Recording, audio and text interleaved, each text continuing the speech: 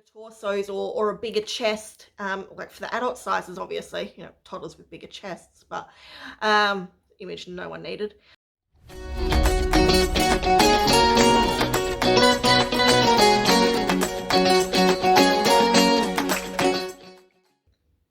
Hi guys, and welcome to another episode of the Peach&Paige Podcast. My name is JJ. I am the owner and designer of the brand Peach&Paige. It is a knitting and crochet brand where I make patterns and make stitch markers and do this podcast, filling you guys in on everything that is going on in Peach&Paige land. As I said, my name is JJ. I'm coming to you today from the Adelaide Hills in South Australia, where I live with my husband and my 3 kids. Today's episode, gosh, what are we up to? I think this is almost episode, no, it's not episode 13. I'll be putting it down the bottom because I've completely forgotten what episode it was and didn't think to write it down. That's a bit silly. Anyway, if you are joining me for the first time, thank you so much for watching the podcast today. I hope you really do enjoy the content. It's going to be, a bit of a shorter podcast today. And if you are coming back for the 13th time, I honestly have no idea what I'm up to. I feel like it's 13, but 13 seems like a lot of podcasts. I don't think I've done this 13 times. Maybe I have. I don't know. If you are returning, thank you so much for coming back and watching another episode. I did get a huge influx of new subscribers in this last week, thanks to Scraptastic Yarns. Jane over there was so lovely and gave me a shout out on her podcast and has sent a whole bunch of people my way. So if you are coming over from her, thank you so much for checking me out. And obviously, if you're watching this podcast today, you've decided to stick around and continue watching more episodes. So thank you, and I'm really glad that you're enjoying the podcasts. If you are looking for me online, you can find me at my website, as always, at peachandpaige.com. And obviously, I'm also available on the social media, so my Facebook, my Instagram. I sell my patterns on Etsy, and I also have a Ravelry page, which I just remembered I haven't checked in ages. Probably should do that. I'll do that when I finish filming. Make sure no one's been trying to contact me on Ravelry. I mentioned last episode, if anyone knows how to get notifications that someone's commented on your group in Ravelry. I haven't heard anything, so please, if you do know, or there's any apps or anything that I should know about, let me know, because otherwise I just forget that it's there, other than occasionally uploading it.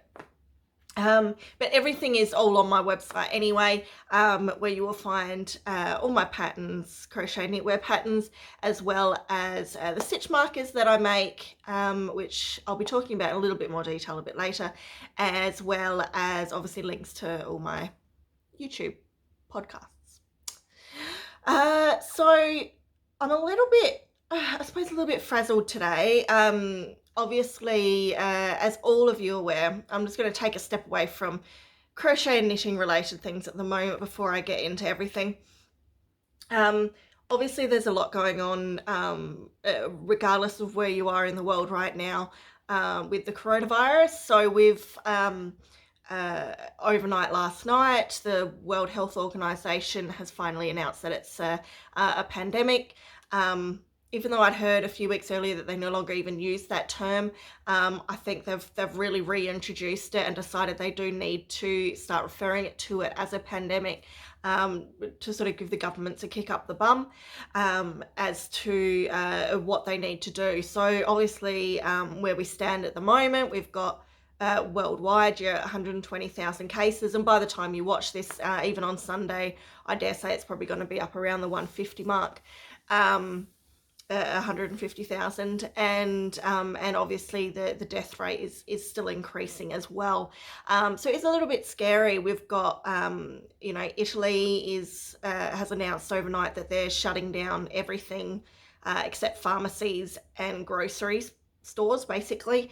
You've had China and stuff that have been in lockdown. I think Iran's sort of fairly locked down, and obviously a lot of schools are getting shut down in different states in the US and all throughout Europe and things like that as well, with Germany and Denmark and Spain all starting to see some bigger numbers coming through, and this internal community spread. So the virus is no longer coming in from elsewhere, but it's spreading within its own community. The UK is obviously now starting to creep up there as well, as far as numbers go. And Australia, we're sort of still lagging behind, but as of today, I think we're starting to see that shift now. I think once you sort of get over that 100 cases mark, that's when the community spread starts, and we're starting to now get a lot of the test results back. And so every time I'm, online, it's new cases here, new cases there. And it sort of got to the point now where obviously there is that community spread. We've got schools now starting to be shut down, especially in the largest cities, so Melbourne and Sydney, here in Australia. And I do believe that it's probably a matter of time. Put it this way, things are going to get worse before they get better, and that will mean that probably more rolling closures and things like that. I know a lot of people sort of are saying, don't be too concerned about it. It's no need to panic, and it's true. I don't think panicking helps at all, but I do think we need to be very aware of what's going on, and be prepared, because it is the illness itself is one threat, but the economic shutdown is the other, and the economic shutdown is going to affect everybody, regardless of your age, your health. So even if you're not in a high risk group, you don't have any underlying medical conditions, or you're not over the age of 60, things like that, and you think, okay, it's fine, coronavirus is fine, if I catch it, I'll be crook for a few weeks, you're still going to be affected by the shutdowns. And what that means rolling on for the economy, because obviously you still need income, and working from home isn't a possibility for everybody. I know my work announced during the week. I work for a very large insurance company, one of the largest companies here in Australia, and they were starting to announce that employees should start preparing for work from home. So they are starting to already put that out there. And even though I do have a setup here to work from home, the issue for me is I've got young children. So my youngest is 3. Well, not even 2.5, he'll be 3 in July. And so working from home isn't an option for me if all the schools and childcare centres are shut, because I can't perform my job with a toddler running around my feet. So I don't know what that's going to mean. I don't know what the company's plans are as far as preparing sick leave. Is this going to be something that if you're they shut everything down for 2 weeks, are you going to be forced to take 2 weeks annual leave? If you don't have that annual leave up your sleeve, are you going to be going without pay? It's not fair, I suppose, for the company to be paying for those that don't have annual leave, and those that do have annual leave are being forced to use it. So the company's got to either pay for everybody to stay at home for 2 weeks, or there are going to be people that are going to have to go without pay. So these are sort of some of the things that I suppose I'm starting to think about a little bit. As you guys know, I go to the laundromat at the moment because we haven't had a washing machine since November last year. And my husband brought up a great point this morning when I was saying, look, I think we should just start making sure that we do have what we need at home, should for whatever reason we can't get what we need at the shops or what have you. Just responsible planning, not panicking, but responsible planning, which is what the government is saying that we should be doing.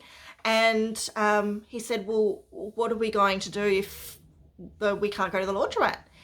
Either we're self-quarantined because we've been in touch with someone, or someone here is sick and we physically are not allowed to leave the house to go to the laundromat, or like what's happened in Italy, they're shutting all these businesses down. So will the laundromat, because it's a non-essential business, be forced to shut down as a potential area where people are going in and possibly spreading this illness? So I thought, crap, so we're getting a washing machine this weekend, because I don't want to be with a house if we can't afford to. We can't go 2 weeks. We will literally be living in our own filth.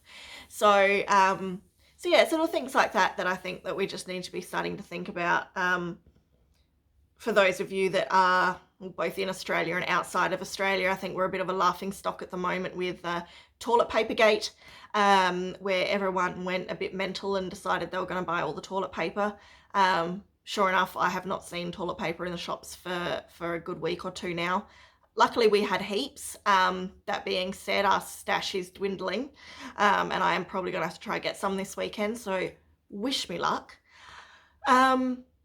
And no, I don't have an answer as to why we've stocked up on toilet paper. No one really does. It's herd mentality. The media, I think it originally started over in Sydney, those higher concentration of international people living over there, especially from Asian countries, and I think they were stocking up either for themselves or to send overseas and resell, which they've done with baby formula and things like that. And I think we're starting to do that, and so it got leaked out to the media that there were some shops that didn't have toilet paper, and so as soon as people see on the news, oh no, we not going to be able to get toilet paper, everyone rushes out and buys toilet paper. So it wasn't the fact that people thought that they needed it, it was the fact that you've got all the media telling you that you're not going to be able to get it, and people panic. That's my opinion as to what happened, because there's really no logic behind it. You're not going to be unable to access toilet paper for, more than 2 weeks. Like, how much toilet paper could you possibly need? You see people getting 5-6 packs of 24 rolls of toilet paper. Like, why do you need 6 months worth of toilet paper? Like, how long do you think you're going to be isolated at home for? You'll starve to death before you run out of toilet paper. Anyway. So on that, I have also had in the back of my mind that if for whatever reason we are unable to go to work, or restricted in going out and about, or obviously worst case scenario, properly quarantined in the house, then luckily I've got a nice little yarn stash behind me that I'm going to be able to work my way through. I was thinking, because I don't generally shop at the local yarn stores anymore, Spotlight being the primary one here where I live, because I just don't like their range. So generally I order my yarn online. I haven't ordered in ages. I'm really long overdue to order some yarn. But I don't want to do that because of how everything is at the moment. I get a lot of my yarn from Love Crafts, which is a UK-based retailer. And so with everything, potentially a week or so away from shutting down, all the borders closing both here and in the UK, and not knowing what's going to happen, I don't want to be placing an order and then it sort of gets lost in no man's land, or companies going under and things like that. So with the way everything is at the moment, I'm a bit hesitant to be placing any sort of large orders for something that needs to be shipped over to me internationally. So I'm putting off of that. So hopefully, if for whatever reason we are stuck at home, I think I've got enough yarn that I'll be able to work on designs and things like that anyway. So I should be right.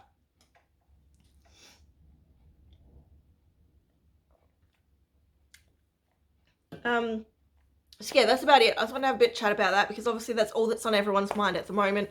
And part of being a podcast, I suppose, and letting you guys into my life a little bit every 2 weeks, I thought I would just take some time to have a bit of a chat about my thoughts and just sort of get it off my chest, what's going on and what my concerns are and how I'm feeling about the whole thing. And because we can talk about it, we are allowed to be concerned and we are allowed to plan, and it is scary, and it is a bit of unknown territory. We haven't had It's really testing our health systems in ways that they've never been tested before. And so there is that level of uncertainty, regardless of your age group or your home situation, your family situation.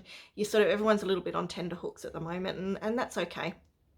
It's important just to talk about it, I think, and discuss how you're feeling, and it makes you feel a little bit better. So anyway, on to a lighter note. Let's start talking about crochet and knitting. So yes, please, that's all I had to rant on about. So for the rest of the podcast, I'm just going to go through a few things that I've finished, my thoughts around some things that I'm working on. I don't have a whole lot of stuff to show you. I haven't got a bunch of things done in the last 2 weeks. I've had a house inspection and I've been under the weather with a cold, not coronavirus.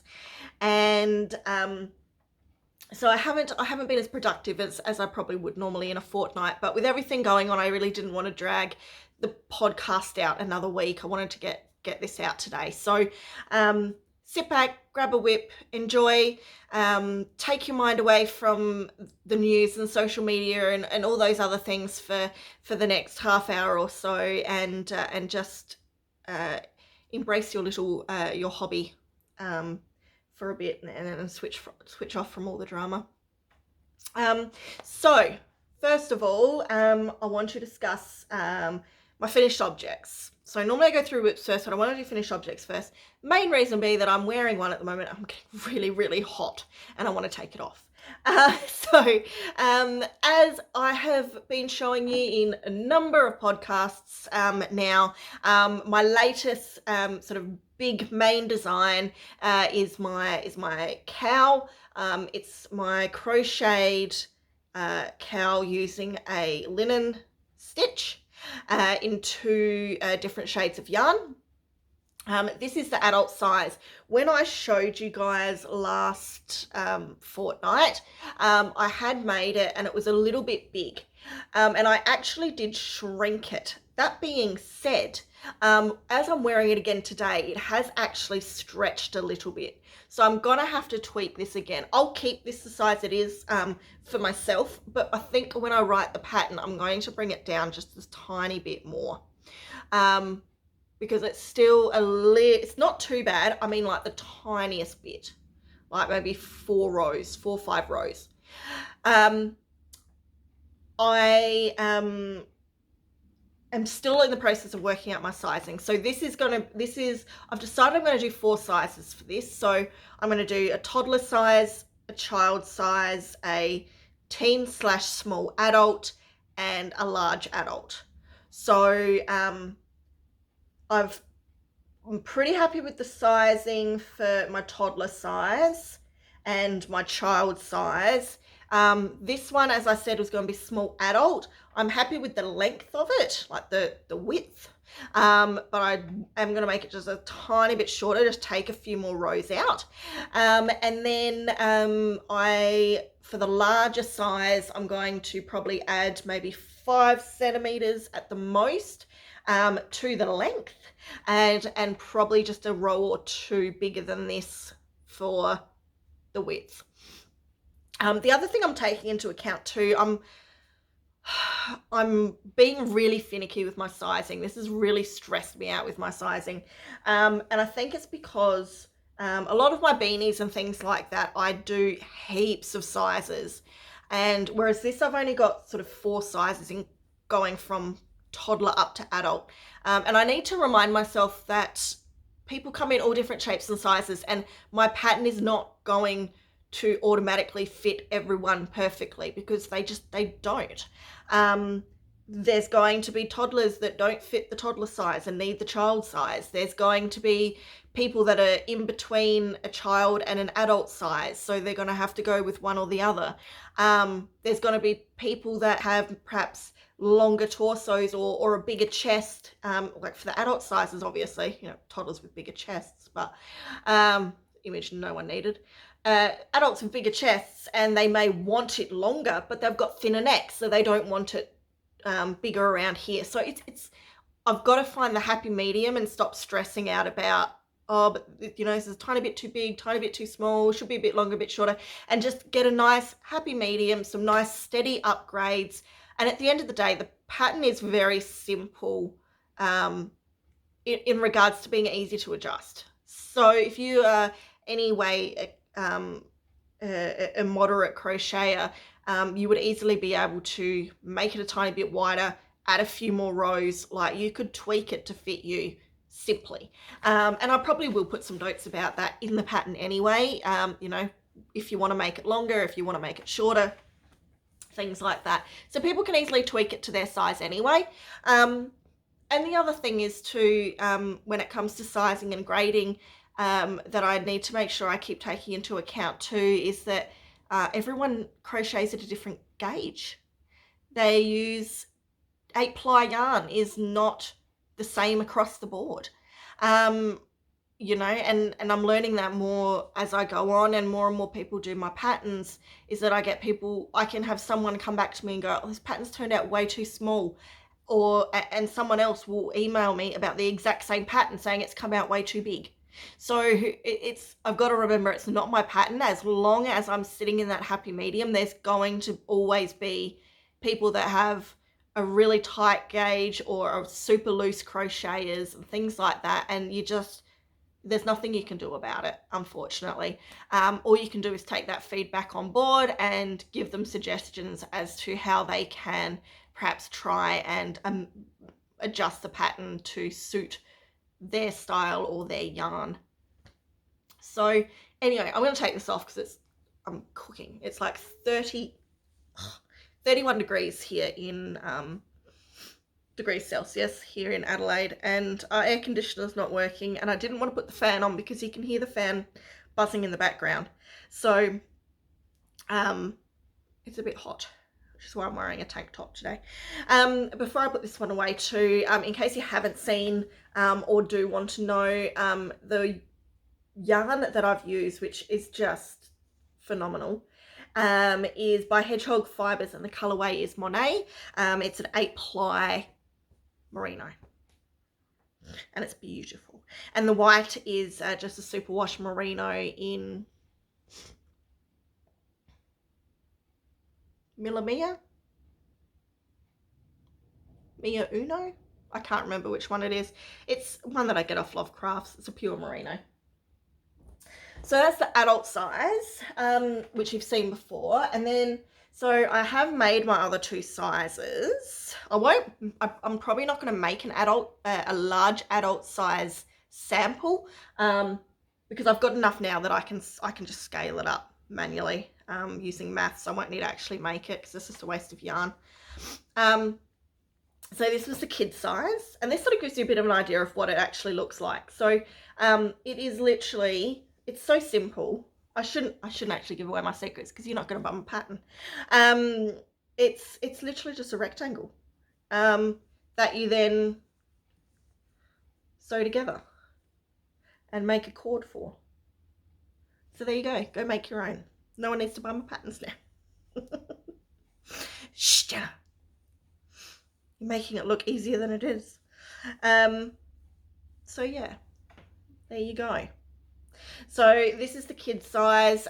Fits beautifully on my 7-year-old daughter. Bit small on my 10-year-old daughter. But once again, she's probably one that is in between the kid, could go for the kid size or the adult size.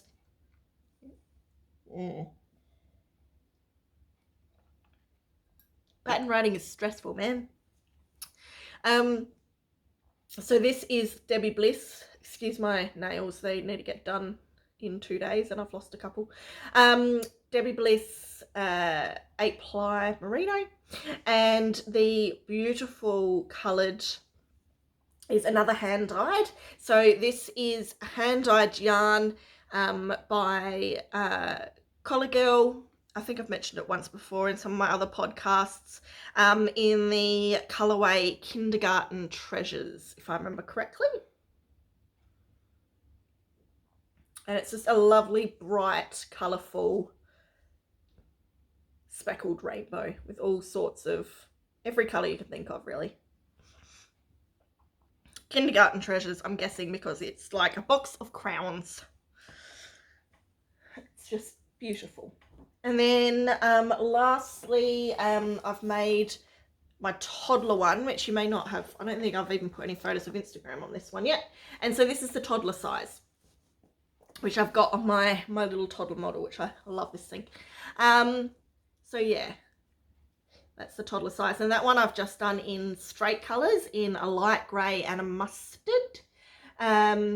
This yarn is actually an Iran weight.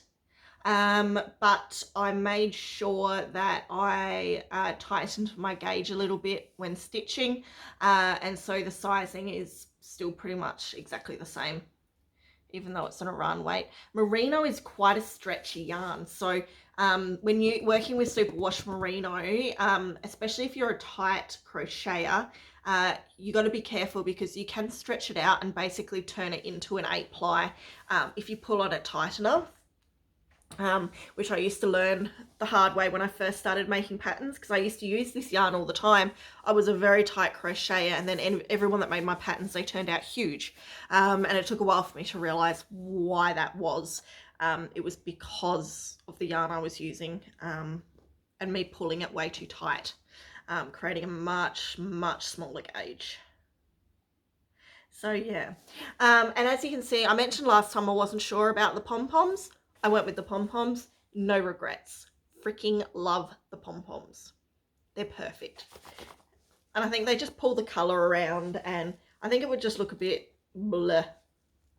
See, it just doesn't look right without the tie on it. It just looks a bit plain. And the pom-poms just sort of, they balance it out, I think.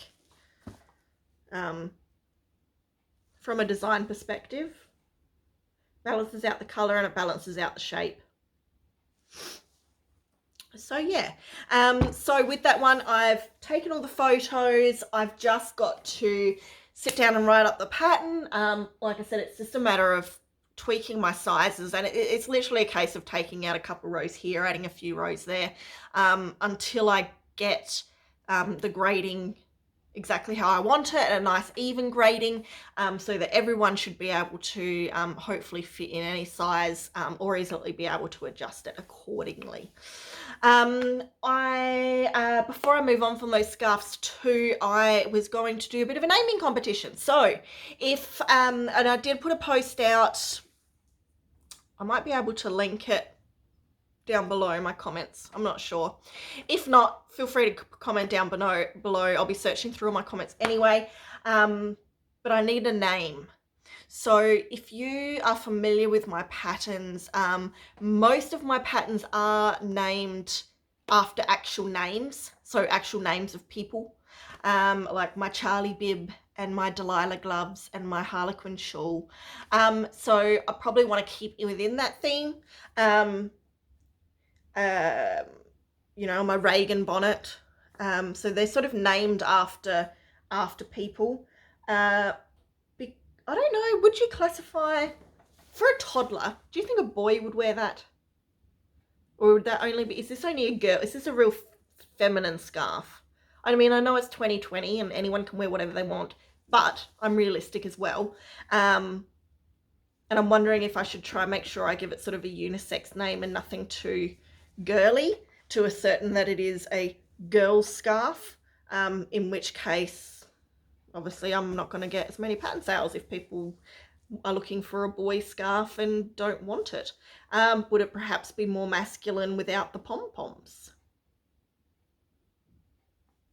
Or is it still a little bit arty-farty?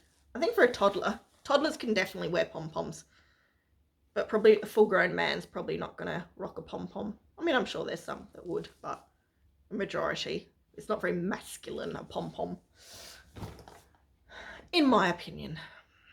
But what would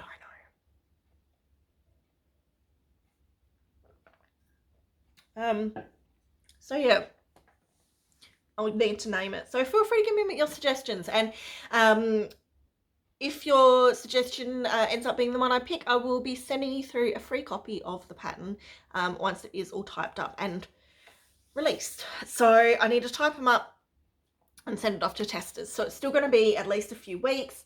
I've been really slack. I still haven't sent out my testers for my cactus. So I'm going to do my cactus and this scarf in one hit, and then get them both out. So that I've got to do this weekend. I've been putting it off because I can't be bothered sitting down and going through applications.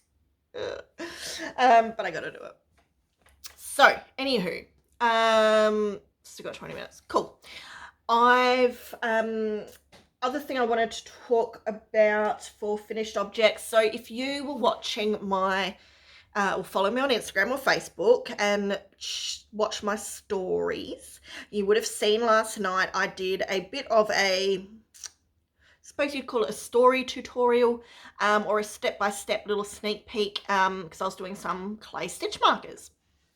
So because I'm so ridiculously overdue to get some out, and that is on my to-do list. I'm not allowed to start any more patterns until I've done a stitch marker release, because it's been like a month and a half since I was meant to do it and I still haven't got them out.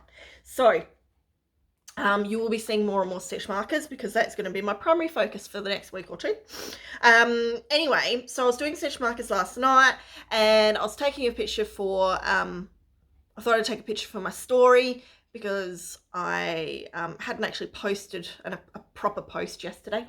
And I thought, oh, well, why not give you guys a bit of a sneak peek? So I sort of, I took a photo in my story of every step. By the time you watch this podcast, my story will be gone. So if you didn't see it, I apologize. But I made hot cross buns. So that is, I've got 2 of them here. I made 12 of the darn things. They're a great size. And they legit freaking look like hot cross buns. Like actual legit. Look at them. Amazing. Definitely some of my favorites so far. So yeah, I don't know what sort of set they're going to go in. Like I said, I've got 12 of them. So whether I'll put them in a set of 4, do 3 sets of 4, or whether I want to mix them up and put them in a set along with some other items. I don't know. That will be my next step. Might as well talk about it now. With my charms is, and I might do it tonight, is sit down and go through exactly what stitch markers I've got, because I'm just sort of making some here, some there, and I don't know what sets are actually completed now, what ones I still need stuff for, and I need to start putting together my sets instead of just continually making more random items like hot cross buns. But I get the idea in my head and I'm like, oh, I've got to make that. So I need to sit down and work out exactly what I've got. I've got a fair few, but I've got some sets that haven't been finished yet. Like my Mexican set, all I've got is my cactus and my taco, so I need to think of a few more things to make there.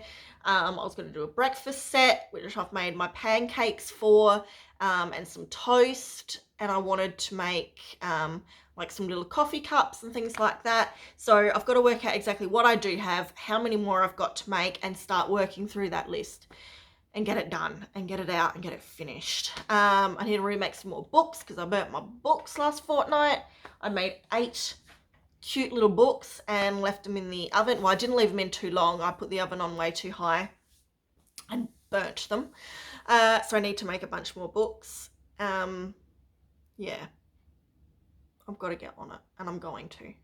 Now that I've finished my scarf and my cactus and I'm on a self-imposed pattern making ban, it should get done as a priority. Last thing I wanted to mention, because we should finish up fairly quick today, is the next pattern that I will be working on.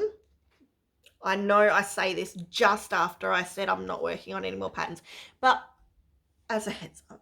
So the next pattern that I want to get done, because it's a big project and it's been annoying me, is my my crocheted shawly thing.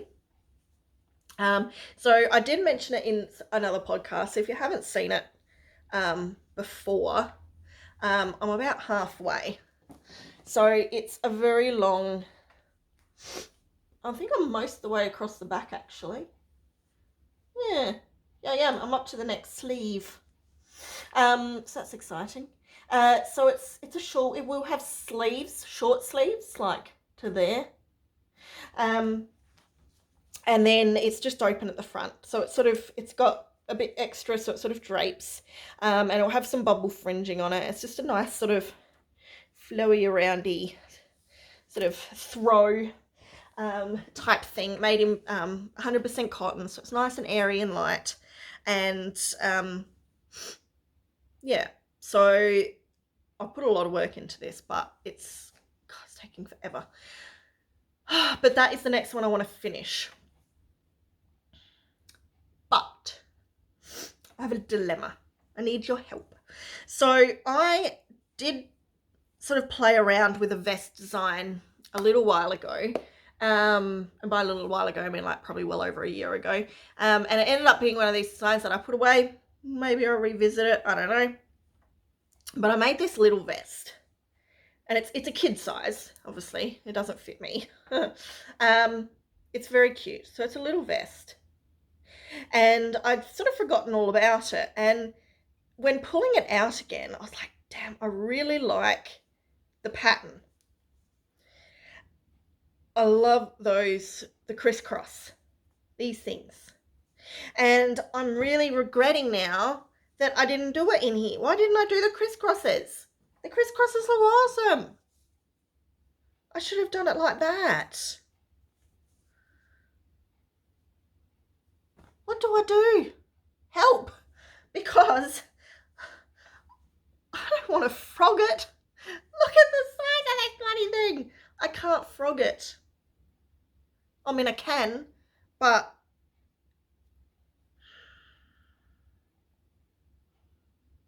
please help me. Do I frog? Do I not frog? Do you prefer that pattern? Or do you prefer that pattern? Ignoring the shape, but just the pattern. Please tell me what you think. And be honest. And if you're going to tell me what pattern design you think, please don't take into account the fact that I'll need to frog this, because I want to honestly know what pattern people would prefer. Because if I'm going to make this and sell it, I would rather it be something that they prefer. And I don't want to frog this if people actually prefer this. But if people prefer with the zigzag in there, which I personally do, at least if other people are going, yeah, do it.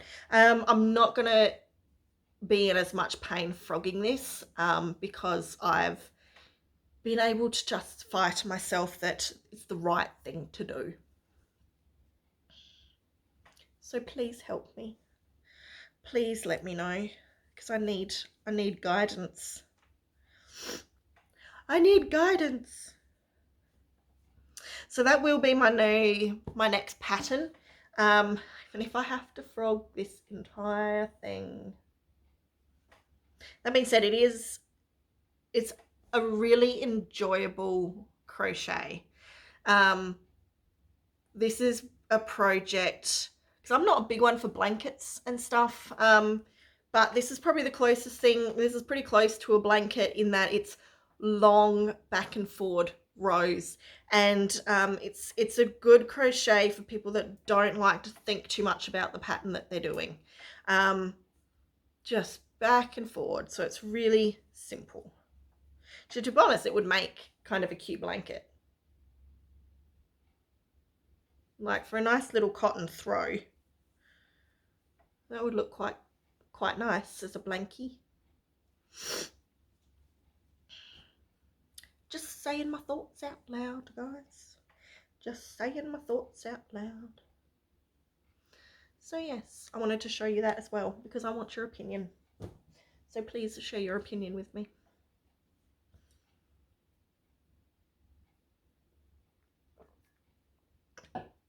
So on that note, that's really all I had to show you guys today. Like I said, I didn't have a lot that I wanted to go through, but I wanted to touch base with all this uncertainty that's going on, and just have a bit of a chat and let you know where I'm at with things. And hopefully over the next 2 weeks I get some more things happening. I should have a whole bunch more stitch markers done. I say this every fortnight, should have another bunch of stitch markers done. I should have my cactus pattern at least with testers. The scarf pattern should be written up and with testers. And then hopefully I've made a decision on what I'm going to do with that wrap, if I'm going to frog and change the pattern. Which the more and more I look at it, the more and more I want to do it. I've still got to finish my knit socks. So I had my I Smell Snow pattern knit socks. I won't get them there over the other side of the room, but I have been slowly working on them. I'm up to the heel now on the second foot. So hopefully I'll get that one finished, because I need to get those done as my personal project. So then I can start on a blanket for my sister who's having a bub in a couple of months. Won't lie, a little nervous for her with everything that's going on at the moment. Being 5+ odd months pregnant, and she has an underlying blood pressure and kidney issue. So she's already a high risk pregnancy without all this going on, and obviously if the hospitals are overrun and things like that, it's a little bit of a concern. So I am thinking of her and hoping she's not stressing out too much at the moment with everything that's going on. I think that's about it as far as personal stuff goes. Just to wrap up, I finally got my hair done. Weeks overdue, because my hairdresser came down unwell a few weeks back, and so we had to postpone, but we finally got there. It's a very nice pinky, silvery pink, I suppose would be the best way to call it, a whitey pink. It's a very pretty colour. I do like it. I'm growing out I had a little shaved part there, which we're growing out now, and I was worried it would be really obvious, but since re-dyeing my roots, you really can't even notice it. So that's going to grow out quite nicely. And it's not an issue. So I've got that done. Getting my nails done on Saturday because I'm missing 2 of them and they are ridiculously grown out. So I'll be doing that on the weekend. We had a house inspection during the week, which is always fun. So my house was nice and clean for a few days. But that all went well and fine. And I think that's about it. Like I said, I think this afternoon I'm going to try hit up Coles and see if I can get some toilet paper and things like that, rather than wait until the weekend when the mad rush happens. Hopefully a bit quieter in the afternoon for that sort of thing, and I can stock up on some things that haven't already sold out. Just so we've got some backup stuff in case it's a bit trickier to get out and about for one reason or the other. Yeah, I think that's about it. So I'll leave it there, guys. Obviously you'll hear from me plenty of times on Instagram and Facebook and what have you over the next couple of weeks, and I will hopefully be here and able to do a podcast in another fortnight. See you later, guys. Bye.